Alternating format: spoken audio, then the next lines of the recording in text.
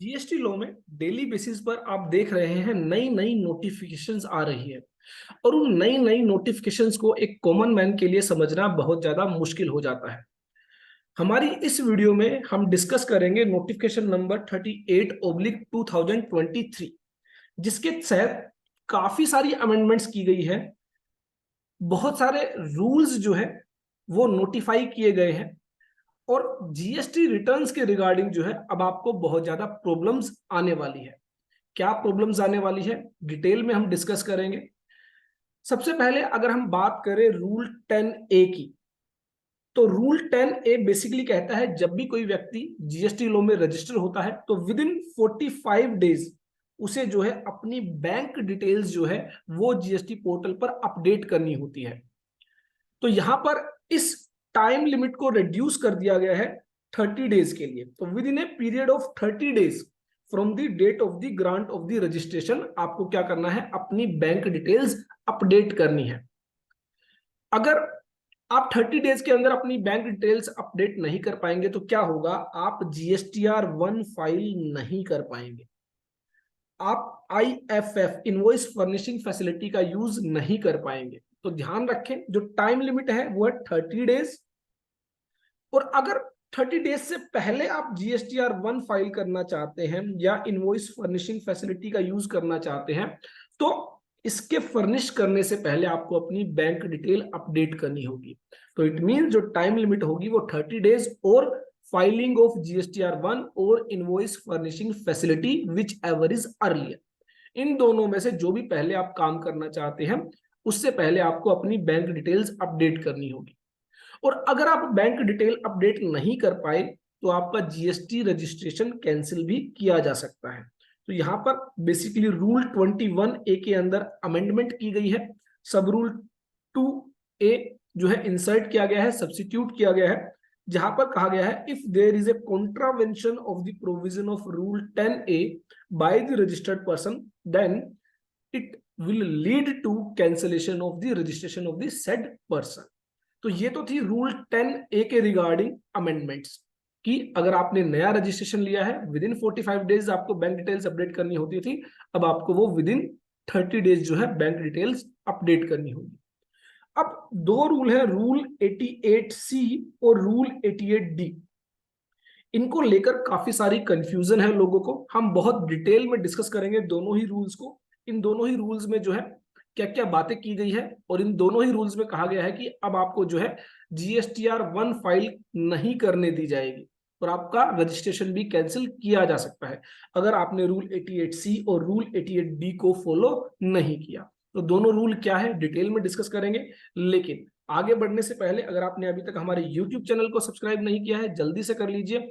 साथ ही हमारी ऐप जो है all about taxes play store से आप इंस्टॉल कर सकते हैं, जहां पर बहुत सारे कोर्सेज आपको मिल जाते हैं regarding TDS returns filing, GST returns filing, income tax returns filing, provident funds, ESIC, EPF returns filing. और इसके साथ ही जो भी कंप्लायंसेस ओवरऑल इन लॉज के अंदर दी गई है वो कंप्लायंसेस आप कैसे कर सकते हैं, सभी जो है इन कोर्सेज के अंदर बहुत अच्छे से इनकॉर्पोरेट किए गए हैं। बहुत सारी डेमो वीडियोज है जिनको आप अच्छे से देख सकते हैं। तो अब हम बात करते हैं रूल 88C और रूल 88D की।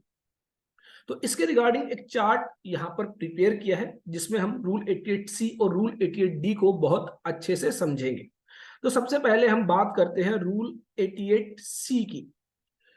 रूल 88C जो है वो बात करता है अगर आपकी GSTR 1 में जो आपने अपनी आउटवर्ड सप्लाई रिपोर्ट की है और उस पर जो आपकी आउटपुट टैक्स लायबिलिटी है अगर वो मिसमैच करती है GSTR 3B में रिपोर्ट की गई आउटवर्ड सप्लाई से आउटपुट टैक्स लायबिलिटी से, तो ऐसे में अब आपको एक इंटीमेशन इशू की जाएगी फॉर्म GST DRC 01B के तहत। क्या मिसमैच, मान लीजिए GSTR 1 में आपकी आउटपुट लायबिलिटी है 1 लाख रुपीज की, आपकी जो टैक्स लायबिलिटी है, जबकि GSTR 3B में आपने जो टैक्स लायबिलिटी रिपोर्ट की है वो 80,000 रुपीज है। तो ऐसे में अब आपको इंटीमेशन मिलेगी कि यहाँ पर 20,000 रुपीज का डिफरेंस क्यों है। अगर ये डिफरेंस सही है और आपसे कोई गलती हुई है तो आपको DRC 03 के जरिए पे करना होगा। लेकिन ये difference due to some adjustments है, आपने कोई पिछले साल की या पिछले पीरियड की पिछले महीनों में आपने कोई ज्यादा टैक्स पे कर दिया था, उसकी वजह से आपने जीएसटी 3B में कोई एडजस्टमेंट की। अगर कोई एडजस्टमेंट आपने की है तो अब वो क्या करनी होगी, आपको एक्सप्लेन करनी होगी, उसका रीजन बताना होगा कि ये डिफरेंस क्यों आया। अगर वो डिफरेंस ऑफिसर को जो है सेटिस्फाई कर देता है तो वो क्या करेगा, वो जो है आगे इस DRC 01B को ड्रॉप कर देगा। लेकिन अगर आपने उसको एक्सप्लेन नहीं किया, या फिर आपने एक्सप्लेन किया लेकिन जो है ऑफिसर को वो रीजन जो है, वो रिप्लाई जो है वो सही नहीं लगा, तो वो क्या करेगा, रिकवरी प्रोसीजर अंडर सेक्शन 79 जो है वो जो है आपके अगेंस्ट इनिशिएट कर देगा। तो ये है बेसिकली रूल 88C, जो बात करता है आउटपुट टैक्स लायबिलिटी के रिगार्डिंग, जो आप GSTR 1 में रिपोर्ट करते हैं और उसके बाद GSTR 3B में उसकी पेमेंट करते हैं, तो उसमें अगर कोई डिफरेंस है तो वहां पर आपको GST DRC 01B जो है वो एक इंटीमेशन आपको दी जाएगी। दूसरी बात यहां पर कहा गया कि यह जो डिफरेंस है, इस डिफरेंस के रिगार्डिंग गवर्नमेंट नोटिफाई करेगी कि कितने डिफरेंस पर यह जो DRC 01B है इसको इनिशिएट किया जाएगा। ऐसा नहीं है कि सिर्फ 10, 20, 50, 100 रुपए का डिफरेंस है और DRC 01B आपके अगेंस्ट इनिशिएट कर दिया।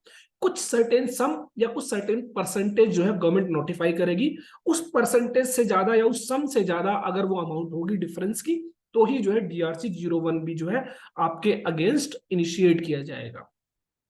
और जैसे ही इनिशिएट होगा विद इन 7 डेज आपको उसको रिप्लाई करना है, एक्सप्लेन करना है। और अगर वो डिफरेंस सही है, आपकी ही गलती है, वो आप पे करना भूल गए थे, तो आप DRC 03 के जरिए पे करेंगे और जो है अपने रिप्लाई को सबमिट करेंगे। और अगर आपने एक्सप्लेन किया है, जो ऑफिसर को लगता है आपका रीजन सही है, वैलिड है, तो वो जो है DRC 01B को ड्रॉप कर देगा।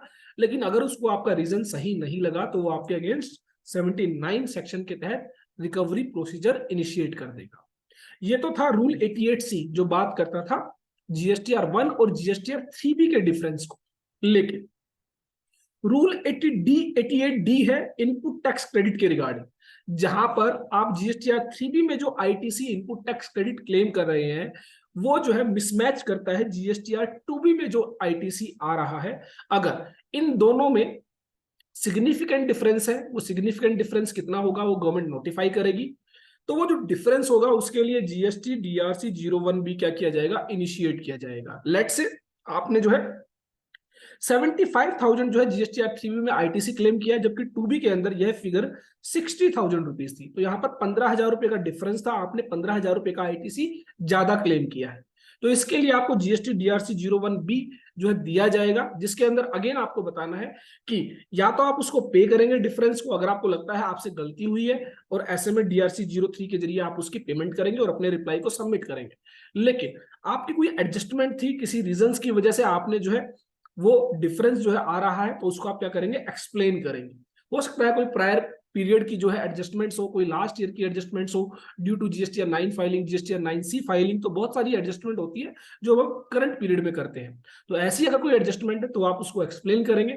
अगेन अगर ऑफिसर को लगता है आपकी जो एक्सप्लेनेशन है वो सही है, तो वो क्या करेगा, GST DRC 01B को ड्रॉप कर देगा। लेकिन अगर उसको लगता है कि आपने जो रीजन दिया है वो वैलिड नहीं है, तो वो अगेन आपके against recovery procedure under section 79 क्या कर देगा, इनिशिएट कर देगा। अब उसके अलावा रूल 59 को अमेंड किया गया। रूल 59 में कहा गया कि अगर रूल 88D की वजह से जो है आपके against GST DRC 01B initiate किया गया है, और ऐसे में वो जो डिफरेंस है ना तो आपने पे किया ना ही उसको एक्सप्लेन किया, या फिर एक्सप्लेन किया तो ऑफिसर को जो है आपकी एक्सप्लेनेशन जो है वो सही नहीं लगी, वैलिड नहीं लगी, तो ऐसे में रूल 59 के तहत अब क्या होगा, you will not to file GSTR 1 unless you paid और एक्सप्लेन। तो जब तक आप उस डिफरेंस को पे नहीं कर देंगे या फिर एक्सप्लेन नहीं कर देंगे, आप फर्दर GSTR 1 या इनवॉइस फर्निशिंग फैसिलिटी यूज नहीं कर पाएंगे। तो ये जो है दोनों ही रूल्स, रूल 88C और रूल 88D आपको परेशान करने वाले हैं। क्यों परेशान करने वाले हैं कि जैसे ही आपका GSTR 1 और GSTR 3B में मिसमैच होगा, या फिर GSTR 3B और GSTR 2B में मिसमैच होगा, आपको form GSTR DRC 01B initiate कर दिया जाएगा। और अब आपको क्या करना है, या तो उस डिफरेंस की पेमेंट करनी है या उस डिफरेंस को एक्सप्लेन करना है। और अगर आप दोनों ही काम नहीं कर पाए तो ऐसे में आपको जीएसटी रिटर्न्स फाइल नहीं करने दिया जाएगा। और साथ ही रूल 21A में भी अमेंडमेंट कर दी गई, कहा गया कि अगर कोई भी ऐसा मिसमैच है जो जीएसटीआर 1 और जीएसटीआर 3B की वजह से है, या फिर जीएसटीआर 3B जीएसटीआर 2B की वजह से है, तो वहां पर आपका रजिस्ट्रेशन भी कैंसिल किया जा सकता है। तो ये जो सभी अमेंडमेंट्स है ये आपकी नोटिफिकेशन नंबर 38 में दी गई है। हालांकि थोड़ी सी लीगल लैंग्वेज है, टेक्निकल लैंग्वेज है, लेकिन जितना मैंने आपको यहाँ पर समराइज किया है वही सब बातें इन रूल्स के अंदर की गई है। तो आई होप रूल 88C और रूल 88D आपको अच्छे से समझ में आया होगा। इसके रिगार्डिंग आपका कोई भी क्वेश्चन है, कोई भी डाउट है, तो आप जरूर शेयर करें। और अगर आप अच्छे से सीखना चाहते हैं GST, income tax, TDS, ESIC, EPF, तो हमारे कोर्सेज को एक बार जरूर देखें। डेमो वीडियोस आपको दी गई है, जहां पर आप डेमो वीडियोस के जरिए जो है पता लगा सकते हैं किस तरह की क्वालिटी जो है कोर्सेज के अंदर दी गई है।